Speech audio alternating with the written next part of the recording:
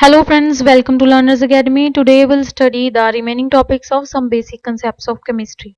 And in today's lecture, we'll study laws of chemical combination, in which we'll study the law of conservation of mass, law of definite proportion, law of multiple proportions, Gay-Lussac's law of gaseous volumes, and also Avogadro's law.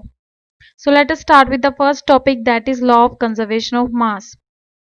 It states that during a chemical reaction, the mass of products and reactant will always be equal, like the burning of fire. For example, if we are taking 2 logs of wood, the energy produced by the 2 logs of wood, that is the fire, will be less. If we are taking the more number of logs, then the fire produced by these logs will be more. That means the mass is conserved. Okay, and the next example we can take is a chemical reaction.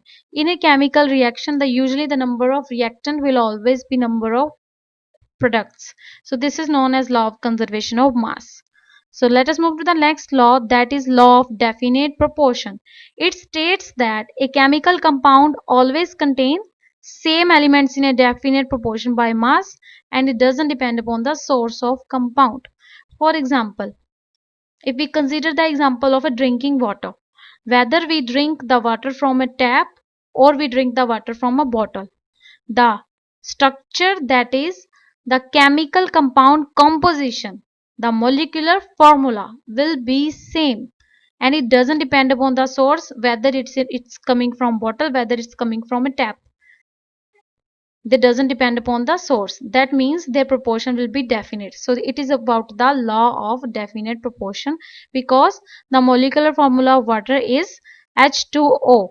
It will be similar in case of water bottle, and similar in the case of water from the tap. And the next law we are having is law of multiple proportion. According to this, if two elements can combine to form one compound, then their masses will be combined in a fixed ratio, and they will be in whole number to each other. That is, for example, here we are taking the molecule of water. In water molecule, there are 2 atoms of hydrogen and 1 atom of oxygen, that is in the ratio 2:1. So it is defining the law of multiple proportion. We can also take other examples like carbon dioxide, benzene, and some other compounds like glucose, etc. So these are all about law of multiple proportions. The next law is Gay-Lussac's law of combining volumes. According to this law, at a given temperature and pressure, the volume of all gaseous reactants and products bear simple whole number ratio to each other.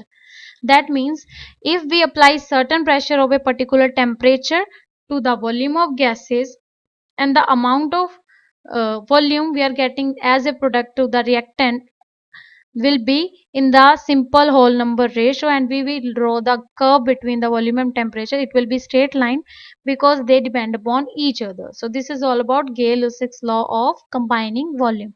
And the last law is Avogadro law.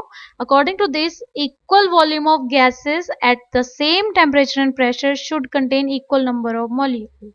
That means if we apply same temperature and pressure to a gas, like for example, if we are applying the same pressure over a gas, it will pump up into the tire, then it will experience the equal number of molecules. That is, the equal number of molecule coming out from the pipe will go into the tire. It works according to the Avogadro law. So that's all about the lecture. I hope you liked the video. Thank you for watching the video. You can also subscribe to our YouTube channel for further such videos, and you can also follow us on Facebook, Instagram, and LinkedIn. And you can comment in the comment section for any query or any suggestion, and press the bell icon button for further notification. Good luck, Learners Academy.